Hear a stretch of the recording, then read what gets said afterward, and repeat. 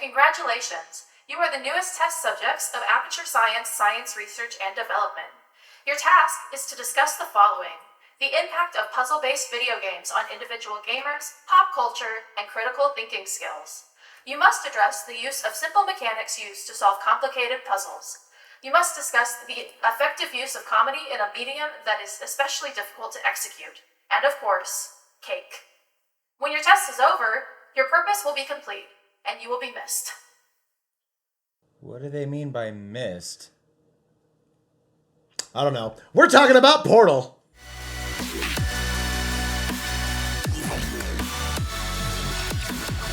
What's up, everybody, and welcome to 3VO, where we're all in the same team. I'm your host for today, Jordan. And I'm your other host, Brendan. And if you're new here, we're just two big old nerds that absolutely love video games so much that we just can't shut up about it. So if you too have that same love for video games and didn't make one of those dumb lists of woke video games to avoid online, this is definitely the place for you. We're going to be talking about the 2007 classic Portal. Ooh. But before we get to all of that, Brendan, how are you doing? No comment. You know what? I think that's totally fair. I think that's totally fair. Okay, so I feel like we have to address the elephant in the room. We absolutely should. We absolutely have 100%. To talk about it because we have not been shy about talking about things happening in the world before absolutely, yeah. on this podcast. So we have to address the election results. This is going to come out way in the future. Yeah. Like, well past the actual, like, election and all of that. Yeah, so depending on how things are going, hope you're doing well, or best of luck in the Hunger Games? Yeah, it's much more recent in our current, time, but obviously things didn't go great, or the way that we would have liked to have seen them go, and we are going to keep fighting the good fight. Like, that's 100%. That's my opinion, at least. Is like, okay, time to still, roll up my sleeves and do the work. Yeah, exactly. But I don't want to spend too long on this. We're here to be entertaining. Exactly. Well, and to sort of piggyback off of that, because I saw a post from, it was Siobhan Thompson, who does a lot of work for Dropout and stuff like that. Mm-hmm. They made commentary on the fact that it's just kind of like, in the mainstream entertainment area, we're probably going to see a harder shift towards more like more conservative ideals and things like that, unfortunately. And she was like, that's not going to happen at Dropout. If anything, we're going to go more in the other direction. I'm willing to make the same promise here for 3VO. We are always going to be LGBTQIA plus forward. Mm-hmm. We're going to be as progressive as we can. Absolutely. We're going to, and just like, our main focus here is obviously just to be fun and entertaining and just like talk about our love of video games and whatnot, but none of that shit is going to shift for us in the other direction. Yeah. So just wanted to, absolutely not. Yeah, absolutely not. Just wanted to say that too. And all jokes aside, like if you are in a place in the States that went far more red than others, we have the benefit, thankfully, of being in a blue state right now. Not that always matters on things federally, but especially if you're a part of the community, both 3VO and the community that we're both in. Just find a local community you can get involved in, find a safe space, even if it's not just like a normally queer-oriented space and whatnot. Find people you feel safe around, and no matter what, there's nothing to be ashamed of who you are, but that doesn't mean you have to put yourself in a dangerous spot. So if you have to keep that from people you're around, that's completely valid and fine. Protect yourself first. I just want to throw that out there too, really quickly here at the top. There's nothing to be ashamed of or anything to hide, but if you need to keep that away from certain people, don't let pride put you in a dangerous position. Basically. There's a difference between being ashamed and protecting yourself. Exactly. Yeah. And if you're in a spot where you can't live out loud, then you're just not in that spot. Yeah. And try to get to a better spot. Unfortunately, which might not be the States at all. Yeah. Get your passport, kiddies. Yeah. And also let us know how Skeletor's doing as Treasury. Just give us that update. Yeah. All right. Well, other than that, I just recently finished choreographing all of the dances in the show that I'm choreographing for. So I feel very achieved there. And I did it 3 weeks before opening. Hell yeah. Yeah. It's always the nice feeling to get like what you wanted done well out of the way before like the actual like show goes up and stuff like that. It's so nice, and the students are practicing and putting time in, and I can tell, and that's so refreshing. They've still got a ways to go, but we got time to get there. So I'm feeling really, really good about the dance aspect of the show, my portion. You know. And then I can start working on the other show that I'm hired to do. So rad that you just got shit like lined up back to back at this point. Booked and blessed. Hell yes. Love that. That's awesome. Video game wise, I just got a GameCube emulator on my laptop. Oh my fucking god. And I've been playing... We're never going to talk about games that came out in the last 10 years. Never. I've been playing Legend of Zelda: The Wind Waker. You know what? Can't blame you there. Cannot blame you there. That's what I've been doing. Oh, I also picked up Pokemon TCG Pocket, which is awesome. It's the Pokemon card game, but in mobile form. Got it. And it's like a simplified version of the game. Oh, okay. So you only have like a 20 card deck. You can only have 2 copies of each card. There's no energy cards. Blah blah blah. This doesn't mean anything to you.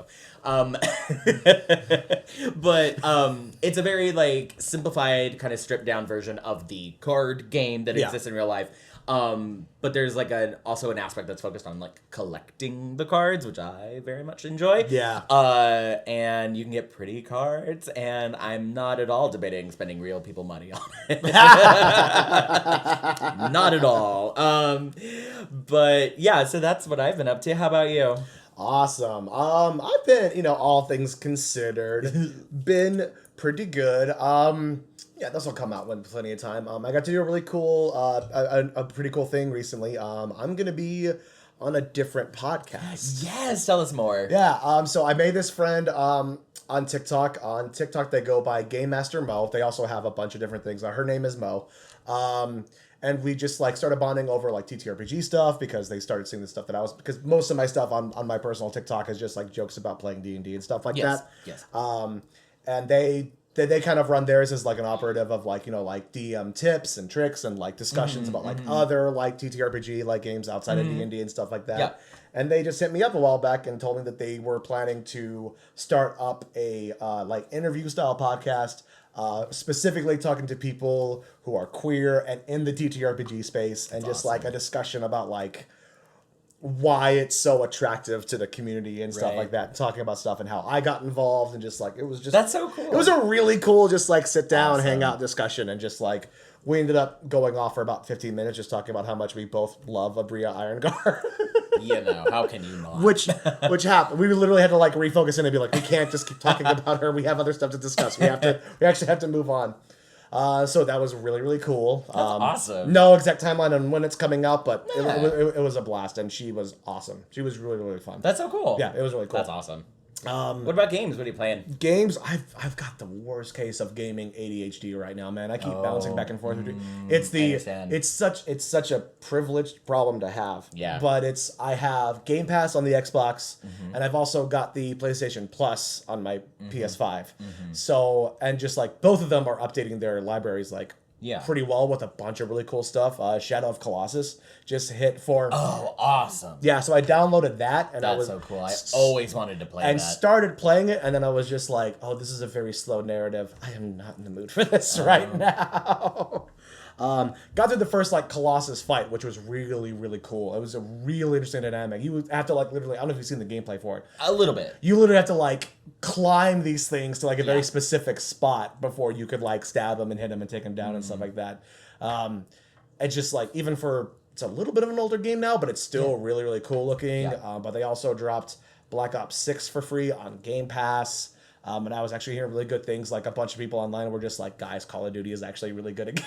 And I was just like, all right, I'll go check it out. And so far, solid experience, pretty good game. I know it's never really been your jam. I know. But I've been a Call of Duty fan since I was a kid, specifically of the very first Black Ops game. So I was just like, I was excited to hear that like, oh, they're actually like dealing with current events. It's like kind of like, I think it's the Clinton administration. It's dealing with some of that stuff with like Desert Storm and or coming off the wake of Desert Storm and stuff like that. And like, was the first one was all of the shady shit we did in Vietnam and like undercover espionage and just like, literally black operations that could have happened at the time and stuff like that. It was so, and like diving into that kind of stuff is really interesting to me story wise.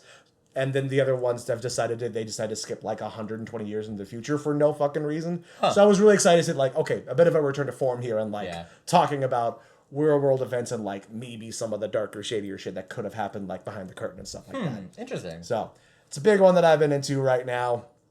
Other than that, also just again though, just bouncing back and forth between games right now for some reason. I get it. It's a privilege problem, but still a problem. I get it. I have a run of I've been trying to do a Pokemon Sun Nuzlocke. Yeah, I've died a couple times, or I've like lost all my Pokemon a couple times, and I'm like, oh, this is really hard. And then I looked it up, and everybody online was like, yeah, Pokemon Sun and Moon are like some of the hardest games to Nuzlocke, and I was like, great, I started here. Why? Isn't it great when you get into something and really find out later on, it's like, oh, yeah, this is like the worst one. Yeah. So I'm rethinking my life choices on that one. I've also been trying to like finish crochet projects. Yeah, so that's right. I just get to the end of the workday and I'm like, I don't want to do anything. I know.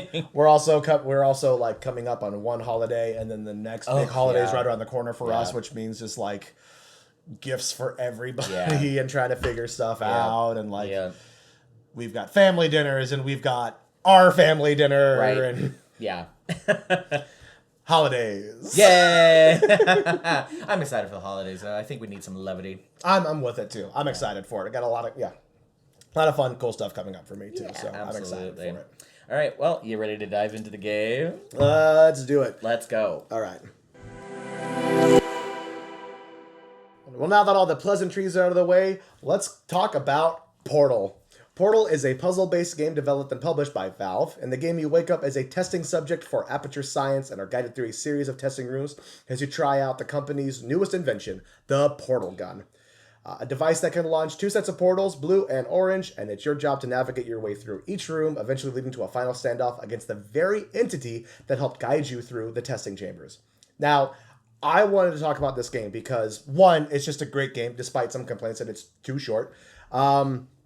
But also, one of the things I've always found so fascinating about it is that it wasn't originally released as a standalone game. It came in this thing called the Orange Box, which was a big release from Valve, but it just kind of came as a part of a bundle with Team Fortress 2, Half-Life 2 Episodes 1 and 2, and then Portal came along with it. So I'm always so interested with stuff like this because it's just like, how did this game that's literally less than 4 hours long become such a sticking point in gaming culture that you can just make a reference to cake in anything and people will automatically kind of get what you're talking about. Now, correct me if I'm wrong, you fairly recently finally played through the Portal games, or did I make that up in my head? It was a while ago. It was a while. Yeah. But I didn't play them near the release, if that's what you mean. Yes. I had no awareness because I didn't have those kinds of consoles where it was available at the time of release. So I didn't know about it until much later. Okay, got you. And your experience with it then was obviously like great game. Obviously, yeah. I mean, it's so solid. I think anybody could pick up that game even today, and it's still just as good as it was then. Replaying through it for this, I was shocked how much fun I still had playing it. Yeah. I was just like, it's just fun. It's just so incredibly well developed, and just like, speaking of which, just like, I love the story of the development process for this thing. It was crafted by a group of students, originally showed at this career fair by a group of kids from the DigiPen Institute of Technology, and it was seen at this fair by a Valve developer named Robin Walker, who was so impressed that he immediately arranged a meeting for these students with Gabe Newell, who was and I believe still is the owner and one of the original founders of Valve itself. What? So these kids went from like, this is like an early student project we've been working on for a while and we want to show it off at this career fair and whatnot, to being in a meeting with like the next closest thing I think you get to like Kojima in terms of like known names in like the in like the gaming sphere and whatnot. Could you imagine? Oh my god, I'd be scared shitless. I'm gonna go talk to who? Excuse me? Yeah, wild. But apparently, like, so much of what was originally there in the game from, like, what they had developed was just sort of, like, built upon and established just more, like, they had the core of the game there.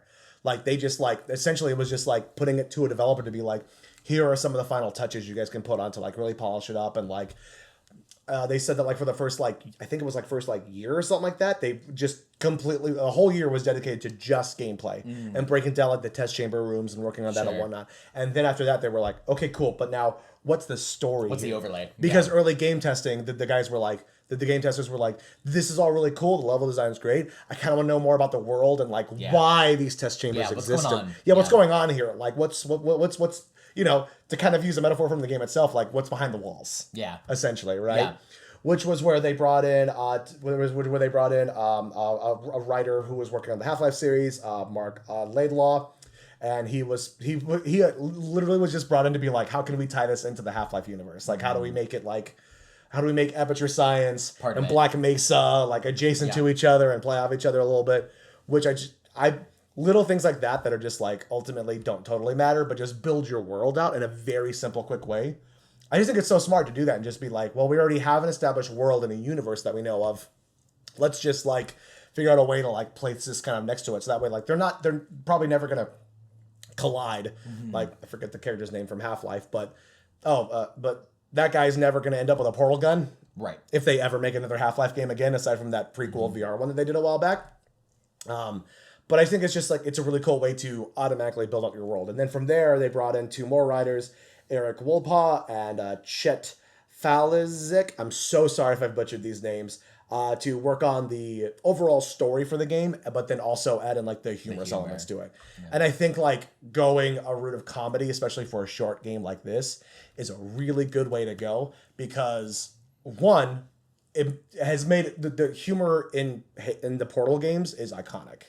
It's just like, it's so clever and silly all at the same time. And clean. It's just like, it's neat. Crisp. It's, you know? Yes, exactly. Yeah. That's a really, really good way to put it. It's very, very crisp. Yeah.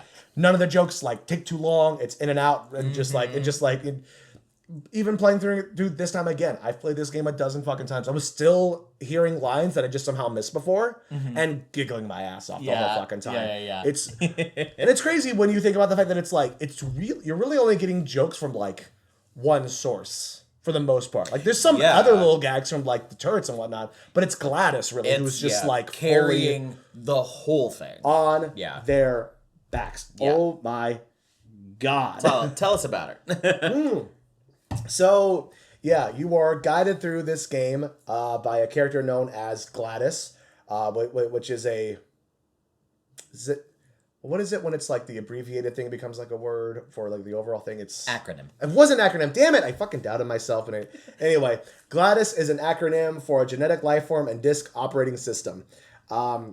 There's also they kind of like help drive the narrative forward, but along with that there's also like the cool little like background elements too that I love that kind of help like build up the game, like all the stuff about like the Rat Man and like finding the early like messages written on the wall and get to like peek behind the curtain, like literally as it's very BioShock in that way. It is very, very BioShock in that way. Yeah. Especially with the very similar twist that happens towards the end. Yeah, kind of. Yeah, absolutely.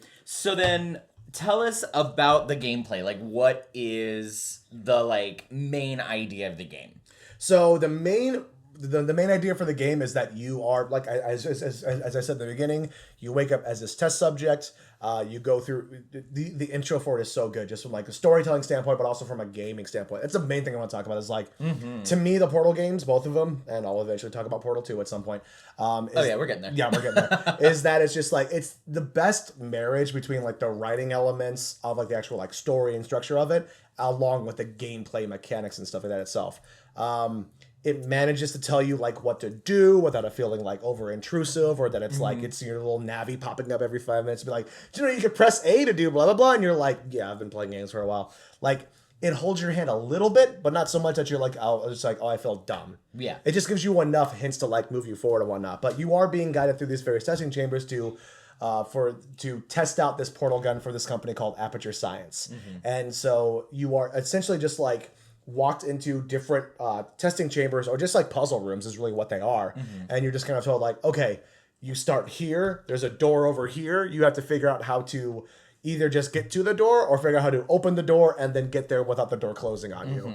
Right. And just every single room, just like, one of the things I loved about this that was so apparent, especially on this playthrough, but like really thinking about it, was just how well everything builds on top of each other. Yeah. It's just like, like first thing out the gate, you are introduced to the concept of literally just walking through a portal and going like, if I walk through here, doesn't mean I come out just adjacent here. I might come out over there through a different portal. You know what I mean? Right. And then just like slowly getting used to that. And then from there, once you get both sets of portals, then they introduce you to the idea of like using momentum and physics, like for the mechanics and like moving through and stuff like that. Like it's just so incredibly well designed that way that I could literally just spend the whole podcast talking about that. Just like finding constructive ways to get through each room. Yeah, it's a slow, not super slow. I wouldn't say it's slow exactly, but it's a trickle of information for the player to build out more complex puzzles for them to solve. Yeah. So it starts very basic.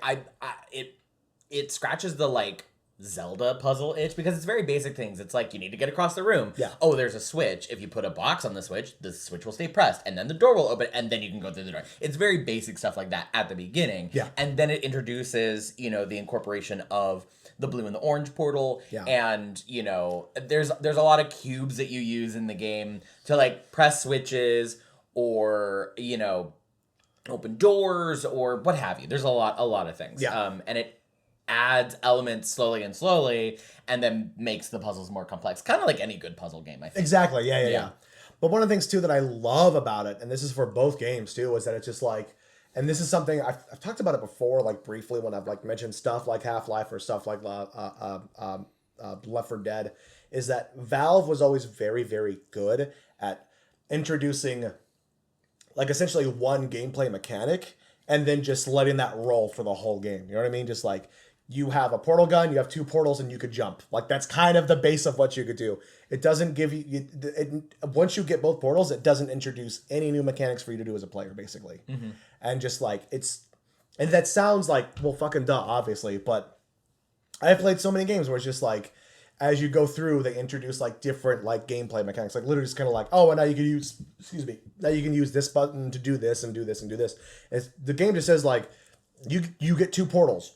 Go. Have fun. Right. Do what you can to get through the rooms. The environment changes around you. The structure of the puzzles changes. But what you do mechanically as a player is like you run, you jump, you shoot portals, and that's it. Exactly. Yeah. It's clean in that way. Yeah. Well, which is where I really think it's a benefit that the game is so short. Because, like, one, they were still figuring it out, and just, like, it was such a new concept at the time, at least from what I know. I don't remember playing anything like that before. I played games, obviously there had been games that like involved portals, but like they were a part of the game, but it wasn't the focus of the game. Right, of course. If that makes sense, right? Yeah. No, of course. I don't know anything about making video games, developing video games, but the idea of like rendering a 3D environment and then breaking it with basically, let's call it wormholes, Yeah. Like that wall is now connected to that wall over there, and if I go through here, I pop out there. That's gotta be hard. Coding for it alone had to be insane. It's gotta be insane, right? Especially Maybe it's not. I don't know. Especially for, again, the game came out in 2007. Yeah. How smooth and clean it is, though. Yeah. Because just like even noticing little details, like I never appreciated it before, but I really appreciated this time going through of like if I had 2 portals that I could like kind of see where the first one was. When I walk through the one, I see my character walking through it. Yeah. Just like for a split second. Yeah. You know what I mean? Just like, it's just little things like that I'm like, how did you do that? Yeah. Still to this day, I'm like, fucking, how did you do that? Yeah. Let's talk about GLaDOS. We mentioned her. Our favorite girl here. Oh my God. Goodness. Just like, truly, if not probably one of the best video game antagonists that's ever existed. Certainly one of the most memorable. Gotta be. It's gotta be like Ganondorf, GLaDOS. Yeah. I'd say Andrew Ryan is up there too, probably, like for sure. I mean, if only we just did a whole episode about like memorable villains in video games or something like that. Content. Yeah. But GLaDOS is voiced by a voice actress named Ellie McLean. And as we've kind of covered before, just like both your guide through the testing chamber, but then also ultimately your antagonist, which is, we said it's very BioShock, but it's not like biting the style off of BioShock, No. nor is BioShock like stealing from No, Portal. not at all. But that idea of like you can go into these areas that you can happen upon, and there's like secret backstory stuff written there that you can discover. Yeah, which is ultimately, I think, overall, the fact that we can only think of like these two as the examples for that, and maybe just like we're kind of like ignorant to certain games that have also used this of like taking the idea of like this is sort of your like, to use like the old mythos, like this is like this would be like your mentor, this is like your Gandalf, like guiding you through the realm and whatnot, but then ultimately turns out Gandalf is like the bad guy you gotta fight. Like, especially in video games, because it is such a trope and a mechanic that is used to like take that person who's essentially just like your tutorial guy to show you how to do things, but then twisting it and making them one of the villains of the game is such a cool thing that I'm shocked it doesn't happen way more often than the examples I can think of. But she's just Ellie McLean, you're a fucking genius. Like, it's just I don't know how else to put this. Because like this was if people have never heard of this game and they heard it now, they would assume they just used like an AI. Right. And just like use like ChatGPT to like do all the lines and stuff like that. But it's all beautifully voice acted by one person. And it's deadpan, but it's got inflection too. It's so it's just like a dollop of personality. Yeah. But then a computer. It's so brilliant. Go play the game. I got to play through it once. If you beat the game, you can go through it with like a developer commentary to it and whatnot. Oh, really? There's like little spots you could walk up to and it'll like activate a thing and it'll like just like they'll start talking about it. In a couple of them, they have Ellie McLean talking about voicing GLaDOS, and she said that like one of the things that was tricky for her was that she had to try to keep in mind the fact that there were words that she had said before already and trying to do it in the same inflection. The same way each time. Because the idea, at least at the beginning of it, and this is again another thing that was like so well done in the game, is that the idea is that it's like, if the game wants you to think that, like, this is like pre-recorded, this is just like a message playing over it, it's probably on a loop of some kind. You're not supposed to attach too much like to the character of GLaDOS and whatnot. So she was very conscious of being like, oh, if I said Portal this way, I need to try to say it the same way I did the first time I said it. That's so crazy. And then the idea becomes like GLaDOS as a computer, as a character, is like chopping up all of the bits of recordings to say the thing that she wants to the character, the main player, in the moment. Yeah. Right? Yeah.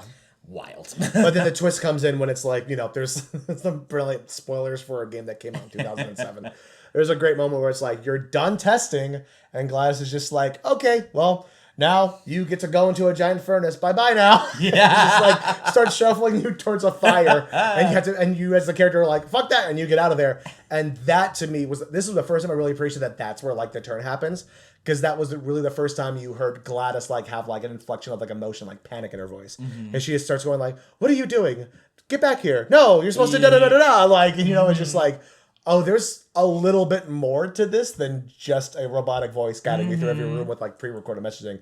This thing is at least a little bit sentient. It's just like the first time I really appreciate just like how good of a moment that really, really is. Absolutely. You've touched on it. I think it's time for some GLaDOS one-liners. Oh my God. We can come back to talk about the game, but we got it. Don't look at the last one. I wanted to keep the last one. Excuse me. So these some of these are from Portal 2. Yes. The games are, I mean, the difference between them, I think, is like somewhat negligible to an extent. Yeah. They're basically the same game with like a little bit different story for each of them, but they're basically the same game. Yeah, Portal 2 just has more narrative than Portal 1. I'd say. Definitely. Because I clocked it. I got through Portal 1 in under 4 hours. It took me about, I think, 6 to 7 when I got through Portal 2. Something like that. Yeah, they're both relatively short, but just to say, like, the thoughtfulness and how good each of the games are, like, the difference between them is negligible. Yeah, 100%. Like, they're both so solid. So, here are some of the best GLaDOS one-liners, or just good lines that GLaDOS delivers to the main character in the game. I'll try to do my best GLaDOS voice, too, for this. Here are the test results. You're a horrible person. That's what it says. A horrible person. We weren't even testing for that. Incredible. It's such a good one. Like, and out again, of that nowhere, she's just vicious. low-key deadpan delivery is just like one of the best things. One of mine from the first Portal game is when they first introduced this stuff for the use of like momentum and how your momentum can carry you through. Yes. Yeah, the portals and whatnot. Yeah. One, the way it's introduced, again, like hand-holdy, but not too hand-holdy, is that GLaDOS, you could tell she's about to go into this long explanation about using portals and building momentum to get yourself to launch yourself across things. But as she's talking, there's like static that cuts her off, and then literally the only words you get from her is just momentum or forward momentum at the end of like whatever she was gonna say. Just this little clue as a gamer that clues you in to be like, and you're staring at the bottom of like a huge hole. Right. And you're just kind of like, oh, I think I can figure out where you want me to go from here. But when you figure it out and you get to the door, you just hear this very deadpan, wee. I think at one point she says some like sciencey thing about like momentum and blah blah blah. Yeah. And then she says, in layman's terms, speedy thing goes in, speedy thing comes out. Yes, exactly. Yeah. That's a really good one too. Yeah. Here's a few more. Remember when I was talking about smelly garbage laying around and being smelly? That was a metaphor. I was actually talking about you. Incredible. This one is imagine the main character is like flying through the air, doing a puzzle. Look at you, sailing through the air majestically, like an eagle, piloting a blimp. No reason for GLaDOS to be this shady. Yep. I've got just a couple more. Well, to be fair, we're talking Portal 2, and you did kill her. Okay, that's fair. Like, that is fair. In you Portal know. 2, you kind of had killed her at the end of Portal 1. Spoiler. I mean, for a good reason. She was She's also not trying dead. to murder She's you. around. Yeah. She's in a potato. It's fine. This one is also a line from Portal 2 for sure. She said, I think it's from Portal 2. Anyways, it says, she says, good news. I figured out what that thing you just incinerated did. It was the morality core they installed after I flooded the enrichment center with a deadly neurotoxin. To stop me from flooding the enrichment center with a deadly neurotoxin. That is from Portal 1, actually. Oh, is that it? is from the first one. one. It's okay. It's the boss fight at the end because the That's mechanic right. is like knocking off the That's various right. like modules that are attached to her. Because she had tried to kill you with neurotoxin before. Yeah. Or something. I don't know. No, she hadn't tried to do it before. That's the introduction of the idea of like the neurotoxin. Oh, because that's it's the like, okay. the thing that's falls right. off of her, you throw it in the incinerator, and that's when she's just like, oh, that was my morality core that tried to keep me from flooding the enrichment center. Because that's it's one of my favorite things in the game too. Because like at the boss fight at the end, all these little like circular things start falling off of her, and you realize like, oh, these are like attachments that kind of got put onto her not to do this and do this and do this. And there's that one that has, I forget what voice it has. There's another one you pick off that I guess is like the curiosity like module for it. It's just going, what is that? What is that? Who are you? What's going on? What's happening? Why? Yeah. And when you get to the closest there, it's just like, why is it getting so hot in here? And you drop it in. It's just like, Yeah. but then you pick up another one and it's just like feral. The whole thing's shaking. It's just like, it's just fucking wild It's for so no wild. reason. It's so good. My last one is Yes. it's definitely from Portal 2 because it involves another character. And this one's more just about the writing and like the layering of a joke. This is my favorite thing. I actually, in doing research for this episode, I learned an extra little tidbit about this. So hold this thought. So Love it. You're running through, you've got GLaDOS in a potato. If you don't know what I'm talking about, go play the game. But GLaDOS's mind is attached to like a potato battery. It's amazing. And you're running around with her and you're trying to escape the facility again. And there's this Literally other guy. stabbed her to the end of your portal again. I think that's an important Yes, note to make. that's it. Is important. And there's this other kind of GLaDOS like module that is like taken over the facility and is like drunk with power and is trying to get you. And you're trying to kind of escape from him. His name is Wheatley. So you're running around. Things are getting serious. GLaDOS says, well, this is the part where he kills us. And then Wheatley appears and says, hello, this is the part where I kill you. And then you get a caption for the chapter title and it says, Chapter 9, the part where he kills you. But wait, it gets better. There's two more layers to this. What? Hold on. You then get an achievement called the part where he kills you. Incredible, because you didn't think that they would go one more layer. But get this, the soundtrack, the name of the track that's playing at this moment is the part where he kills you. So it's a 5-layer joke. That's so fucking good. Yeah. And it just like, again, especially just like, writing comedy for video games has to be the best and most difficult fucking job on the planet.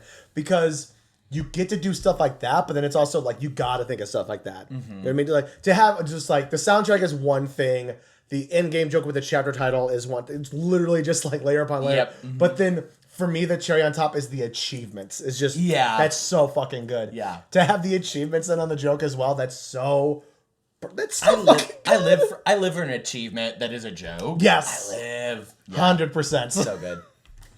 All right, well that was our little tangent for some GLaDOS lines and a look at the writing, because the writing is exceptional in this game.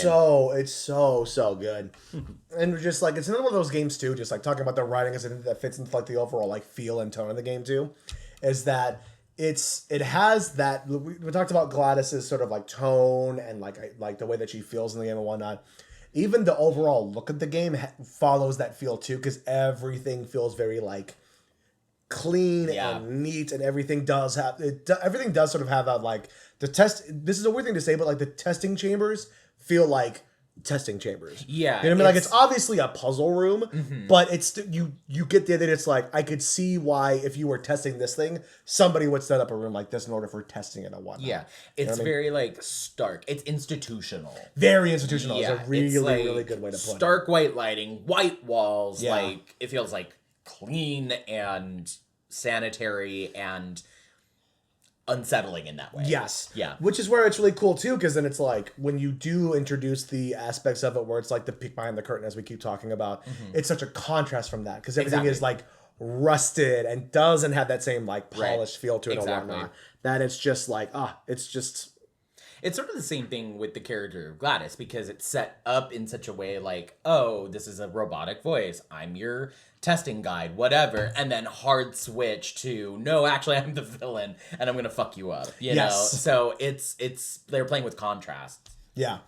And something else too, just like from like how iconic parts of the game are, is just like even having it been so long, and just getting to the part with the companion cube. It's still just like it's so we gotta talk about it a little bit. You get to a part where it's just like you've been messing with like these like blocks that get dropped for you to help you out for the game throughout, like they press switches, they get you higher, like what myriad of things. Yeah, a myriad of things. But then for some reason they give you one, and GLaDOS calls it a companion cube, and the only difference aesthetically is that there's a heart in the center of it now, rather than just like a blank. No, it has like the Aperture Science logo in the middle of it. They remove that, but put a heart in the middle of it. Yeah. Call it a companion cube, and I can't explain it, but I do have an attachment to it in the game. Like there's something to it that I'm just like, I care about this box more than any of the other ones for some reason. And even when it tries to tell you just like, all right, time to incinerate it, I was just like, I know the game won't let me move on without it, but okay, here we go.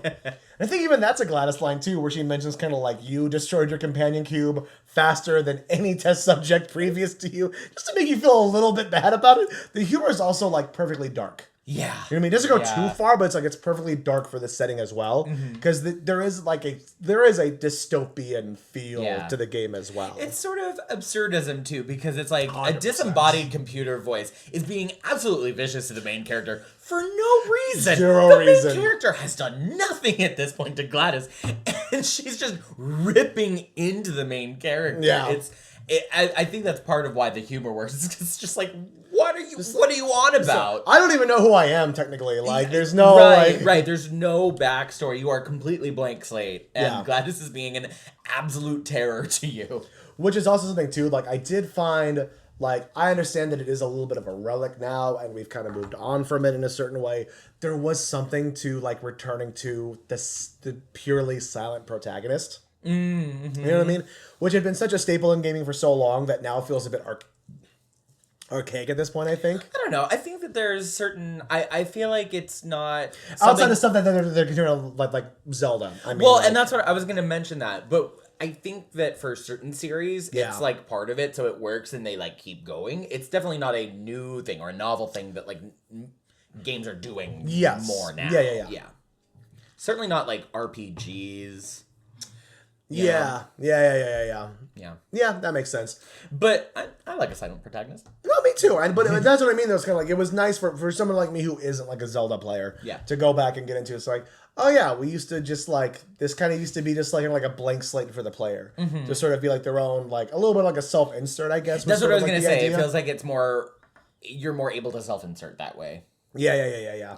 But I'd love to do an episode where we kind of like or got to talk to like a developer where we could like study like how it is that like that achieves that feel to it, but then something like Mass Effect also feels very like personal and connected, even though that's a character still talking and like having like more of a control within the narrative too. Well, I'd love to see like if there's like a certain art to like both styles of that. Well, there's something to be said for like a narrative game where you have a lot of choices and you can choose like the good thing or the bad thing or the find more information out or the whatever. Yeah, that kind of helps you kind of relate to that character more versus something like this where it's just super linear. True, but it's a blank slate, so you can self-insert because even though you're not making choices, it's so neutral that you can easily self-insert, I think. True, which is something that I would like to I would like to like point out too here very quickly, is that it's like to me this game is still proof there is nothing wrong with a purely linear narrative game. Absolutely. You know what I mean? And just like because like I feel like there's bring back linear games. Honestly, like just because like and like I get the market moves the way that it's gonna move and whatnot, but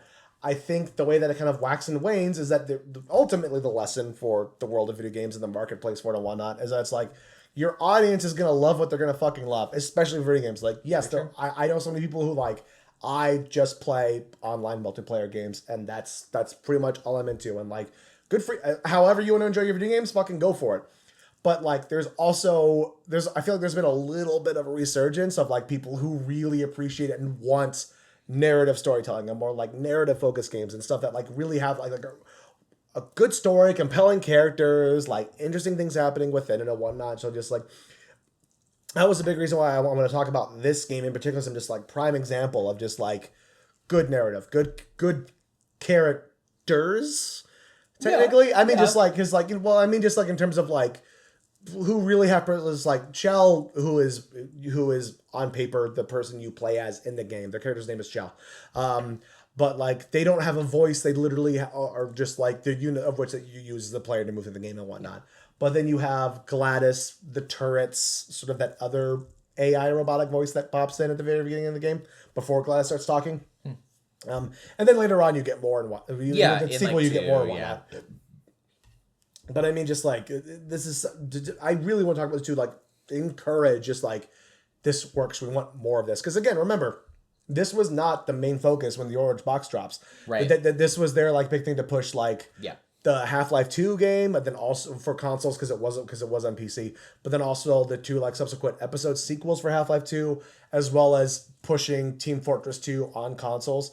This was sort of like oh, hey, we found these fucking kids at a career fair. Yeah. They made this really cool thing. We've been working on it for a while, too. We figured you guys might like this as well. Yeah. And it's the only thing that people still talk about. From the Orange Box, yeah. Like, obviously, Half-Life is also cemented in a certain part of the video games zeitgeist. Yeah. Team Fortress is a huge part. Just like if you know Valve, you probably know Team Fortress in some capacity. But I don't think it captured people the way that Portal did. Yeah. Well, because it came out of nowhere. And people were just like, they were expecting more Half-Life. They were expecting a Team Fortress thing and whatnot. In that way, it's sort of an indie game. Mm-hmm. Like, very much so. Which we've seen on this show succeed far and away better than some AAA titles, you know? Oh, yeah. And especially when you look at like how, and I do not mean this in a negative way, just like, but like it's in the feel of it too, just like how sort of like small and contained and simplistic Portal 1 is, to then going to Portal 2, which again, I'm already working on the outline for. It's down the line, it'll come out. But just like to see that like shift and escalation at a certain extent shows just like, is just proof in the pudding of just like good concepts lead to good ideas. And just like, especially with a company like Valve, who literally in how they developed it was just like gameplay focus first, make the video game first, we'll add the writing in later and whatnot. We can focus on the story later, which obviously, there's no one right way to draw a dog, I think is like some phrasing or something I've heard at some point. I feel like I just pull out of my ass and I'm like, what the fuck? Are you thinking if there's more than one way to skin a cat? I think I was looking for like a less bleak, dark way to put that. Okay. There's more than one way to groom a cat. Sure. There's more than one way to adopt a ferret. know. One more? Spiraling. One more? There's more than one way to jump into the lion's mouth. Sure, that'll work. What I mean is, like, I'm not saying it's kind of like the way that Valve did this should never be like the one like tried and true way that like, oh, this is how all games should be developed. Mm-hmm. But I do think there was like something to the fact that it's like they really just like put a whole year dedicated to just focusing on gameplay, and then they went, okay, now we can expand the world more. Now we could focus on the story. Now we can focus on narrative, because as we've preached on this show over and over and over again, despite our love for Mass Effect 1, it's that it's like, if I don't enjoy playing the video game, I don't care how cool the narrative is. And at the end of the day, I could go on for days about how amazing of a character GLaDOS is and how funny the humor elements of the game are and how cool the little bits of world building are that happen again that you could find on your own and whatnot. At the end of the day, if I don't like putting a portal there and a portal there and then walking through it and getting to the end, I don't care how funny it is. It doesn't matter. The mechanics are what truly make this game what it is. And all the fucking credit to those kids that put it together originally. Holy shit. Good job, kids. God, I hope all of you have amazing careers now and just like can walk into a studio and go like, I made Portal. Hire me. I hope your pillow is always cool. Yeah. And you can always find both your socks. Yeah, man.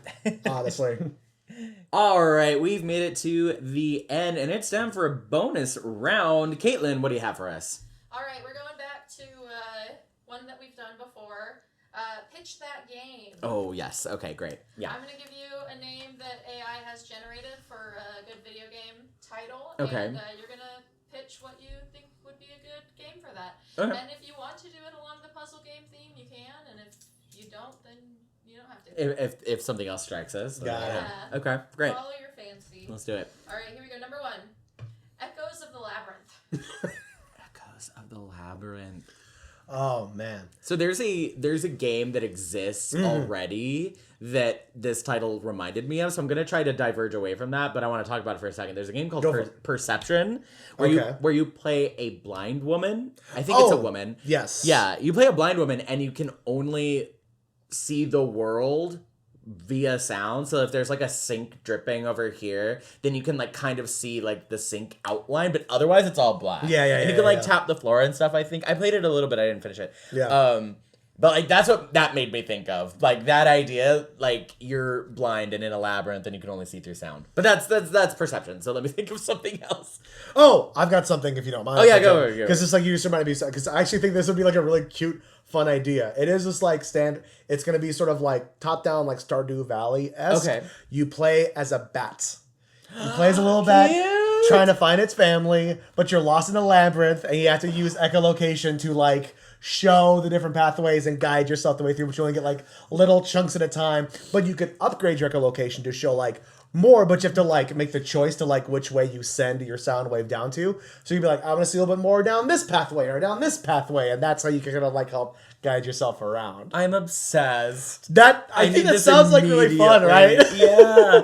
I could even see it not like top down, but like I could see it like first person. I could too. The aesthetic in my brain was very like 8-bit kind of Pokemon-y, like back in the day for Game Boys. Yeah. So that was like where my brain went to. Yeah. But like I can also see it working that way too. I can see it. For sure. So cute. What's the little bat's name? Oh, his name is Grimdar. Let's move on. Sorry. Oh man, anybody want a little peek into what happens when I have to come up with an NPC on the fly as a dungeon master? That was a very like D&D name. It's like a dwarf name, Grimdar. I'm DMing tomorrow, okay? It's where my brain's at. And then like the part 2 or like the follow-up game could be like a whale and like the Yes! I love that. underwater labyrinth. I love it. I I'm love obsessed. it. Anyways, we're gonna cut for just 1 second. Sure. I did mean to say this and I forgot, and it's like not bad if you do want to reference it, but my request is that you like limit referencing other games. Yeah. Yeah, fully makes sense. Yeah. Because with the other TikToks, I mostly cut out when you did that, because I was like, Yeah. the game that you're describing already sounds cool on its own. Yeah, okay, got it. Cool. Unless it's like necessary for like. Yeah. Yeah. But also, don't get in your head about it. No, I If got you. You reference it, and that's okay. To my head. coming back in. Mm-hmm. All right, our next one, Chrono Cascade. Chrono Cascade. That's so interesting. That does sound like a video game. In the way that it sounds like someone just heard like two words that kind of sounded cool and they just like put them in a title together. Yeah. So it's got to be something with time. Yes. Some sort of time manipulation is happening. Yes, very, very much so. So I think it's like a platformer of some kind. Ooh, I'm with it. Okay. It's a platformer with like a lot of like it's very like get from point A in the room to point B across the door on the other side, and there's like a lot of movement happening, like a lot of like you're in like these old ruins. Yeah. Okay. So there's like water flowing and like water wheels and platforms moving and stuff, like a lot of like crazy, like imagine like an MC Escher drawing, right? Like with all the like stairs and like wheels and stuff. It's very that. Oh my god. But without messing with gravity or anything. Yeah, But you see the vision? Yes. So it's a lot, it's like a big expanse, right? Yeah. And to get across, you have like a device or something that like controls time. So you can like kind of rewind or like slow down and speed up, and maybe that's something that builds up over the game. So like just first basically you can rewind like 5 seconds. And then later on you get through the ruins a little bit, you find like another piece of the device, and now you can speed up time, and that helps you solve more puzzles and like it builds until you get all the way through. And then you get like the big like artifact or something at the end. You're very Indiana Jones. Yeah. Oh yeah. No. Yeah. I love the idea too, Yeah. but it's just like I wanted to have like I love the reference to the MC Escher painting too. I want it all to be like abstract, weird level design too. Oh no, it could be. You know what I mean? Just like all over the place. Maybe it starts kind of normal, and then like as you get deeper and deeper, it gets weirder and weirder. It gets a little like Lovecraftian in there. Yeah. I love that. Chrono Cascade. I think maybe at the end, like after you, in a very like Indiana Jones style, you like take the artifact and then things start coming down and you're like, I have to get out, and like you have to escape from the collapsing ruins, the cascading ruins. Yes. I see it being like becoming very like Pink Floyd's The Wall, of just like stuff just kind of like shifting and moving in very weird ways. So like that shouldn't be doing that, and you have to like kind of figure out like how to move around it, because it's like what you were describing before was just like waterfalls falling and whatnot, but just like if my thing would be like walking into a room and a waterfall is already falling in the other direction and stuff, you know what I mean? Ooh, that's good. You have to like just time, you have to like reverse your brain a little bit to be like, well, now I need to reverse time to make it go the other way. That's good. And then, you know what I mean? Yeah. Nintendo, call us. All right, here's our next one. Loom of Fate. Loom of Fate. Loom of Fates. A loom is like the big like sewing kind of like device, right? You use it to make fabric. Yeah. It's the big like fabric maker. Yeah, you weave. Loom of Fate. This just sounds like the movie that didn't do as well as Sleeping Beauty.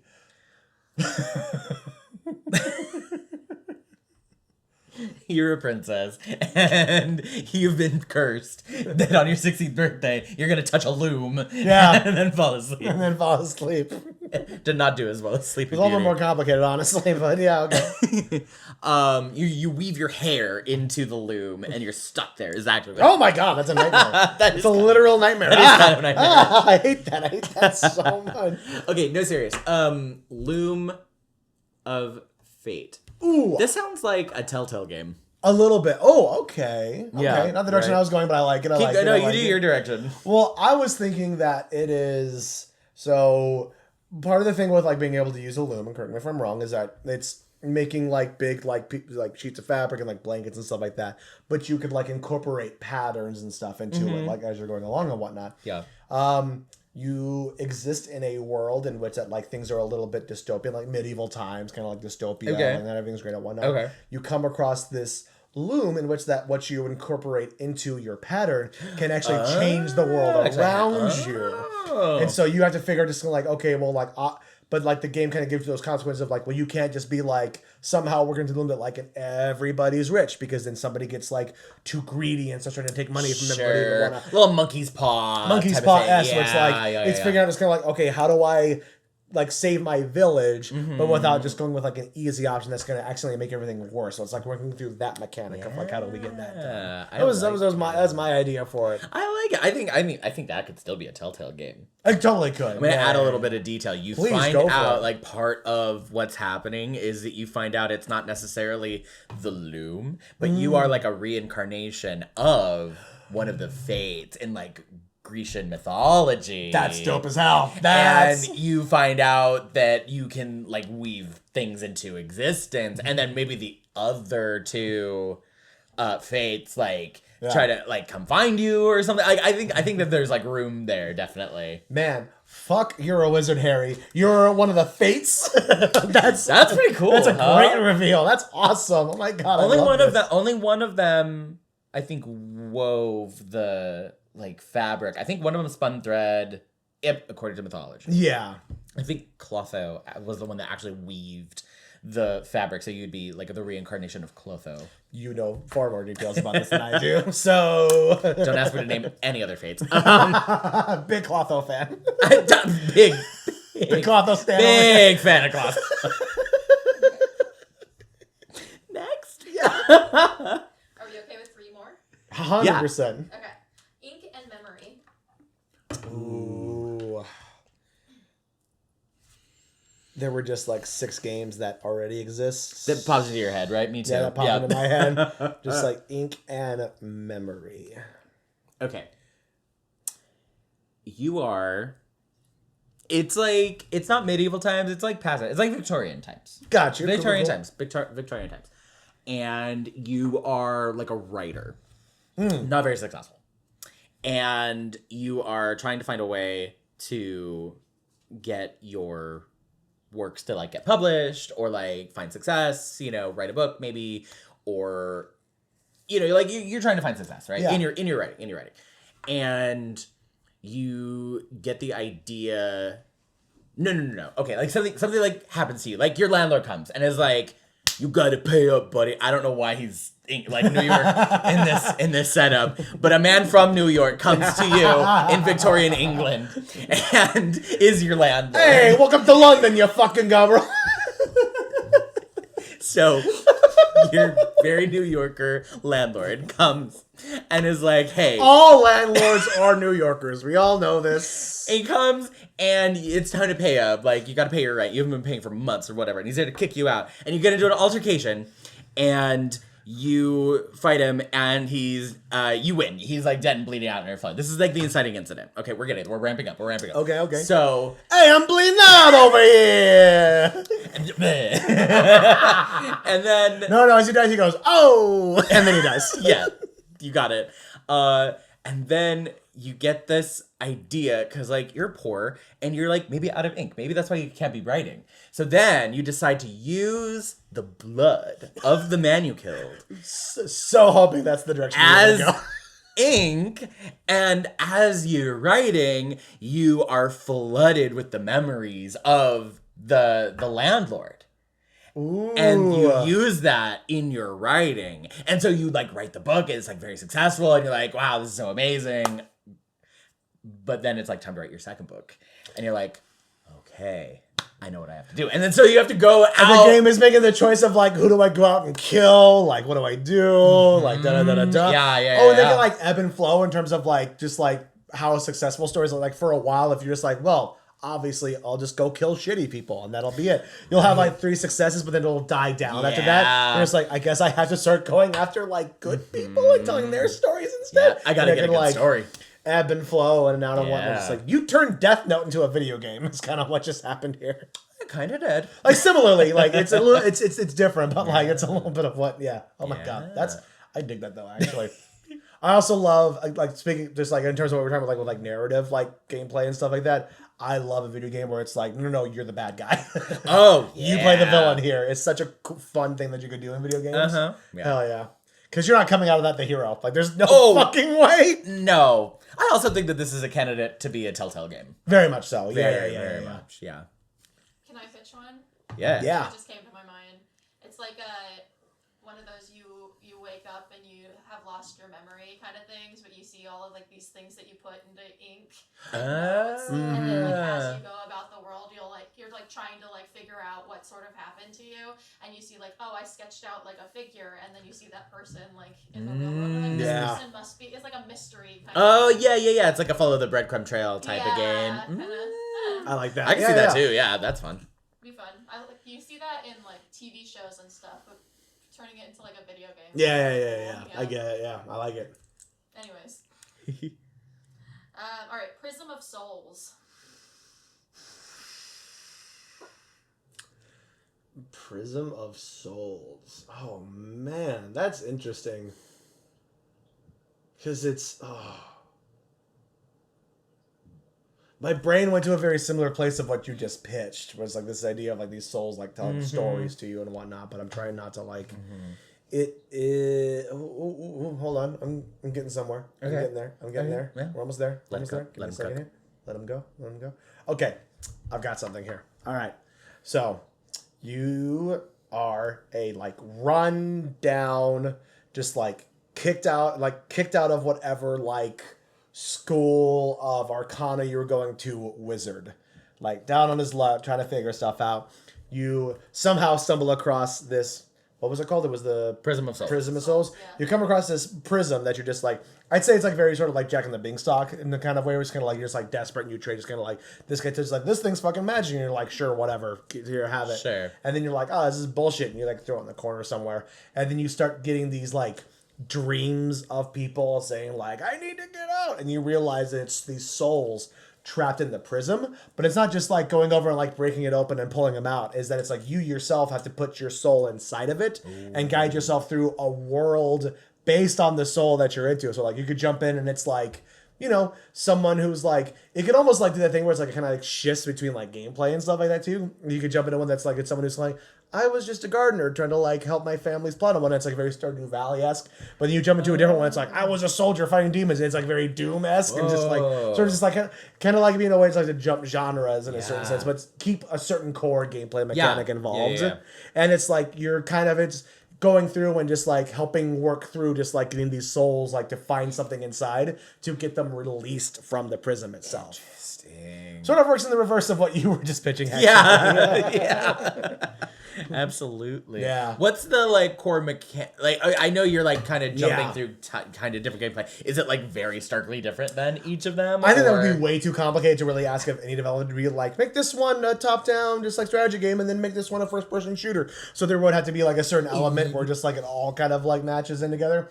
So I think keeping it mostly in like a first person or like almost like over the shoulder like third person perspective.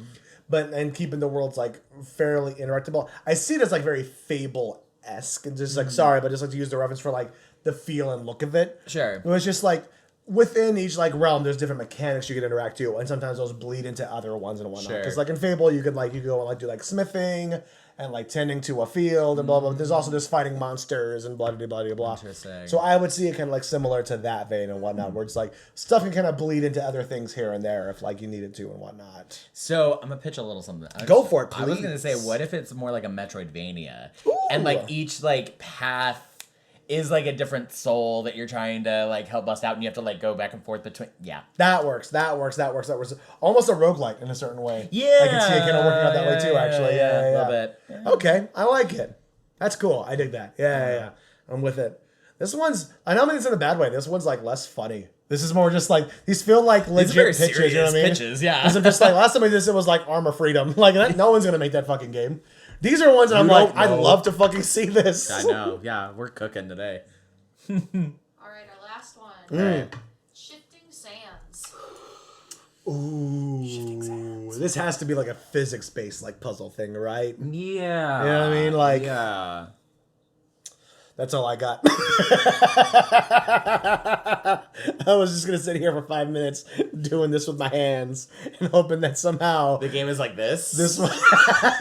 Sometimes it's like this. But then sometimes... But sometimes it goes like this. Apologies to audio listeners for that dumb bit. We were moving our hands about in different ways. Oh, sorry. What was the title one more time? Shifting Sands. Shifting Sands. I mean... Okay, wait. Just thinking of how not to make it Dig Dug. What if it was something where you are like manipulating sand in a particular way? Ooh. Like you could create different like shapes out of sand. Like you were a sandbender, and you could be like form of block, and then you like get up on the block, and then you get up to the next platform, or you could be like shape of bear, and then it like fights your enemies or something. Okay, you know what I mean? Okay, I can dig that. Shifting sand. It's being able to like give a certain life to the sand itself, being able to use it in a way. Mm-hmm. But it's like you're in a world of like other type of elemental benders. Yeah, who are all like, fucking sand benders are useless. You can't do shit other than make like blocks and shit like that. But then you discover a way to like give life to it. Yeah, and it's very just like using your imagination to be like, well, how do I get through this part here and use this and da da da. Yeah, I like that actually. That's a fun idea. Yeah, I can dig that. I might be stuck on the ruins aspect from my previous pitch, but I still think that could be a thing because like when you think of sand, I think of like ruins and stuff, whatever. Yeah. But like maybe you're like exploring ruins or something, a temple in the desert, and you use your powers to like get through and navigate it. If we're gonna keep it in the puzzle genre. That's also one that could, interestingly enough, have like a sort of like altruistic or evil path to it and whatnot, because you could like use your sand powers to be like create things and like make things easier for people, but you could also just be like, oh, there's a room full of enemies, flood the room with fucking sand and just like drown them all basically.